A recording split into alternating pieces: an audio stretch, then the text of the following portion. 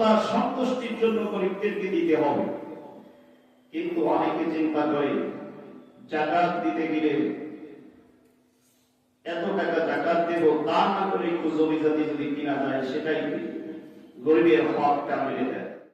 অনেক আলেম ব্যাখ্যা করতে গিয়ে বলেন যে আযাবের সুসংবাদটা কেমন। ধরেন অনেক সময় সন্তান দুষ্টামি করলে মা বলে তোর আব্বা আসলে তোকে মজা দেখাবো। নালিশ করার পর আব্বা 2-4টা বাড়ি দেবে, তখন তুই মজাটা বুঝবি। আচ্ছা বলেন তো 2-4টা বাড়ি কি তার মজা লাগে না কষ্ট লাগে? আমাদেরকে মাকে রমজানে জুমার নামাজ আদায়ের উদ্দেশ্যে আগে ভাগে মসজিদে আসা তৌফিক দান করলেন। এতে করে আমরা খুশি না বেজার? আরেকবার বলছি আলহামদুলিল্লাহ। সম্মানিত উপস্থিতি, আজকের জুমায় আমরা আলোচনা শুনবো যাকাত সম্পর্কে। সমাজে ধনী ব্যক্তি আছে, ধনীদের সম্পদের ভিতর গরিবদের হক আছে। আমরা এই যাকাত সংক্রান্ত বিষয়টা আলোচনা করব। আর এই আলোচনা থেকে আল্লাহ তাআলা আমাদেরকে শিক্ষা গ্রহণ করার তৌফিক দান করুন, বলেন আমিন। যাকাত ফরজ হওয়ার জন্য 2টি শর্ত। সর্বপ্রথম শর্ত হলো মালদার হতে হবে, অর্থাৎ সম্পদ থাকতে হবে। 7.5 ভরি স্বর্ণ পরিমাণ সম্পদের মালিক হলে তার উপর যাকাত ফরজ। পক্ষান্তরে 52.5 ভরি রূপা এই সম্পদের মালিক যদি আপনি হন, তাহলে আপনার উপর যাকাত ফরজ। মুফাসসিরগণ বলেছেন কেউ যদি চায় স্বর্ণের হিসাব অনুযায়ী সে যাকাত দেবে, সে পায়। আবার কেউ যদি চায় রূপের হিসাব অনুযায়ী যাকাত দেবে, সেটাও সে পাবে। তবে উলামায়ে কিরামদের মতে বাংলাদেশে গরিবের সংখ্যা বেশি। এই জন্য রূপের হিসাব অনুযায়ী যদি হয়, তাহলে 70 থেকে 80,000 টাকা যদি আপনার থাকে, তাহলে দেখা যায় আপনার উপর যাকাত ফরজ। আর এই যাকাত দিতে হবে শতকরা 2.5 টাকা, অর্থাৎ 1 লক্ষ টাকা হলে 2,500 টাকা গরিবকে দিতে হবে। সম্মানিত উপস্থিতি, কিন্তু দুঃখজনক হলেও সত্য, আমাদের এই সমাজের মানুষ অনেক টাকার মালিক আছে, কিন্তু তারা যাকাত দেয় না। যাকাতের যে টাকাটা, এটা হলো গরিবদের জন্য, আল্লাহ সন্তুষ্টির জন্য গরিবদেরকে দিতে হবে। কিন্তু অনেকে চিন্তা করে যাকাত দিতে গেলে এত টাকা যাকাত দেব, তা না করে একটু জমি জাতি যদি কিনা যায় সেটাই গরিবের হকটা মেরে দেয়। আসেন যাকাত সম্পর্কে কোরআনের আয়াত কি বলেছে, হাদিস কি বলেছে, রাসূল কি বলেছে, আমরা সে বিষয়ে আলোচনা শোনার পর যাকাত বন্টন করতে হবে 8 শ্রেণীর লোকের কাছে। 8 শ্রেণীর লোক যাকাত পাবে, সেটাও আমরা আলোচনা করব। সম্মানিত উপস্থিতি, আল্লাহ তাআলা সূরা তাওবা 34 নম্বর আয়াতে আল্লাহ তাআলা বলেন, দেখিনি মালদারদের সম্পর্কে আল্লাহ তাআলা কোরআনুল কারীমের ভিতরে বলছেন। আল্লাহ বলেন والذين يكنزون الذهب والفضة ولا ينفقونها في سبيل الله।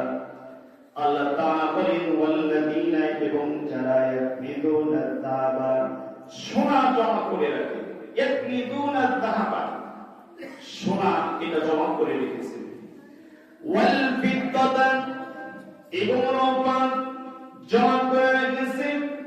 আল্লাহ তাআলা বলেন ওয়ালা ইউনফিকুনাহা ফি সাবিলিল্লাহ, তা ব্যয় করে না আল্লাহর রাস্তায়।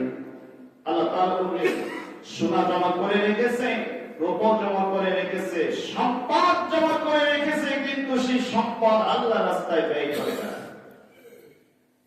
আল্লাহ তাআলা বলেন ফাবাশশিরহুম বিআযাবিন আলীম, এই সমস্ত ধনী বড়লোকদেরকে সুসংবাদ দিন, আযাবের সুসংবাদ। গরিবদেরকে দেয় না, আল্লাহ রাস্তায় খরচ করে না। আচ্ছা আপনারা বলেন তো, সম্পদ দেওয়ার মালিক কে? একটু জোরে বলেন, সম্পদ দেওয়ার মালিক কে? আল্লাহ সম্পদ দিয়েছে, আল্লাহ রাস্তায় খরচ করতে এখানে কাজ পূর্ণ করলে আল্লাহ ধরা আছে না? অবশ্যই আল্লাহ ধরা আছে। বিআযাবিন আলীম, আযাবের অবশ্য সংবাদ হয়। অনেক আলেম ব্যাখ্যা করতে গিয়ে বলেন যে আযাবের সুসংবাদটা কেমন। ধরেন অনেক সময় সন্তান দুষ্টামি করলে মা বলে, তোর আব্বা আসলে তোকে মজা দেখাবো। নালিশ করার পর আব্বা 2-4টা বাড়ি দেবে, তখন তুই মজাটা বুঝবি। আচ্ছা বলেন তো, 2-4টা বাড়ি কি তার মজা লাগে না কষ্ট লাগে? এই জন্য আল্লাহ তাআলা বললেন সুসংবাদ দেয়। ওরা আল্লাহ রাস্তায় সম্পদ ব্যয় করে নাই, ওদেরকে আযাবের সুসংবাদ দাও, ওদের জন্য ভয়ঙ্কর আযাব অপেক্ষা করছে।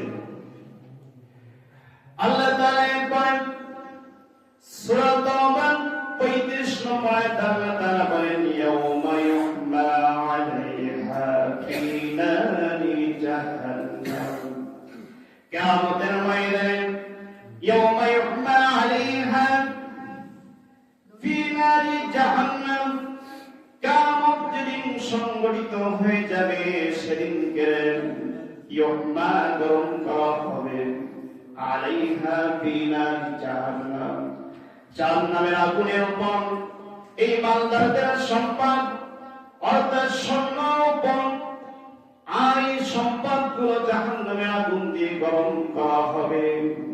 আপনাদের কাছে প্রশ্ন করতে চাই, জাহান্নামের আগুন বলেন তো দুনিয়ার আগুনের থেকে ভয়ঙ্কর কিনা? দুনিয়ার আগুনের থেকে জাহান্নামের আগুন, এইটার শক্তি কম না বেশি? অনেক বেশি। এই আগুন দিয়ে গরম করা হবে।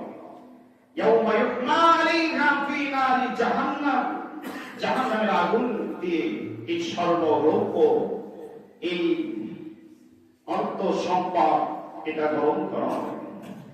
আল্লাহ তাআলা বলেন ফাতুকুয়া বিহা, অতঃপর এই সম্পদ গরম করার পর 1 নম্বরে তার কপালে দাগ দেওয়া হবে।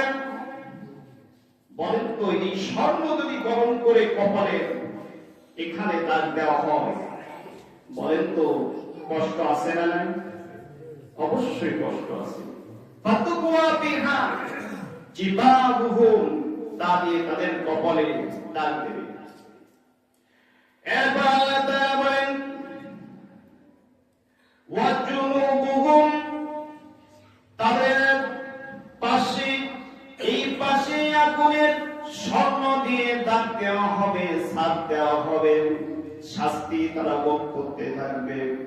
এরপরে স্বর্ণ রূপ দিয়ে সম্পদ দিয়ে আল্লাহ তাআলা বলেন ওয়াজুহুরুহুম, তাদের পিঠেও ছাপ দেওয়া হবে, দাগ দেওয়া হবে।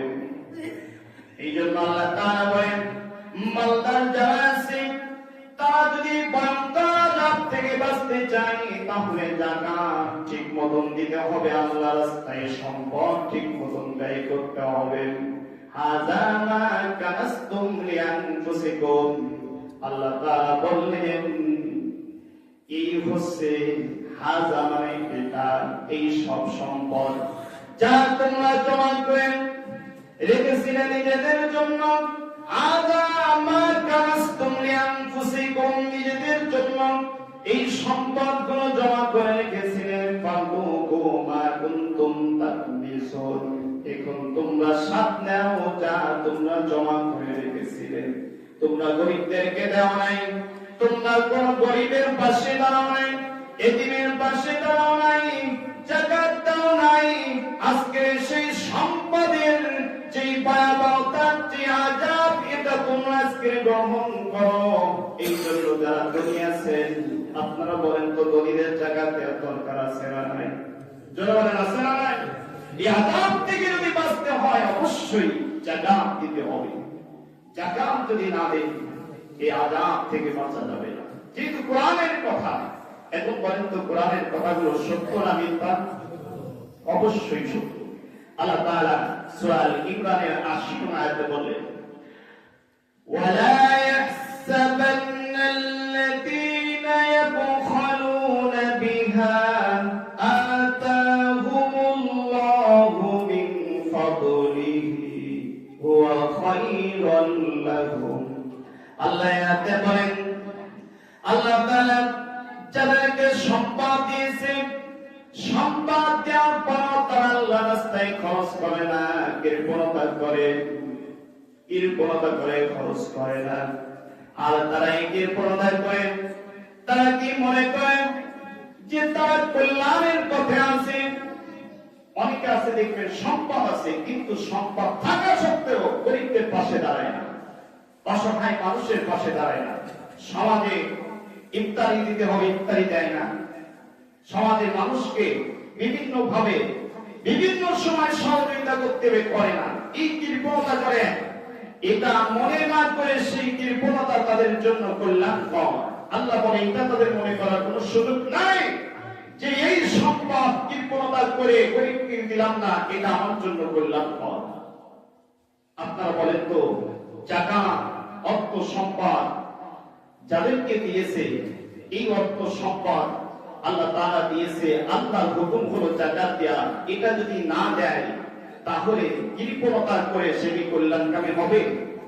যদি বলেন কল্যাণকামী হবে? আল্লাহ বললেন না, কল্যাণকর হবে না, বরং এটা তাদের জন্য অতি মন্দ কাজ। তাদেরকে যাকাত দেওয়ার কথা আমি আল্লাহ বলেছি, কিন্তু তারা যে যাকাত না দেয়, এটা খুবই মন্দ কাজ।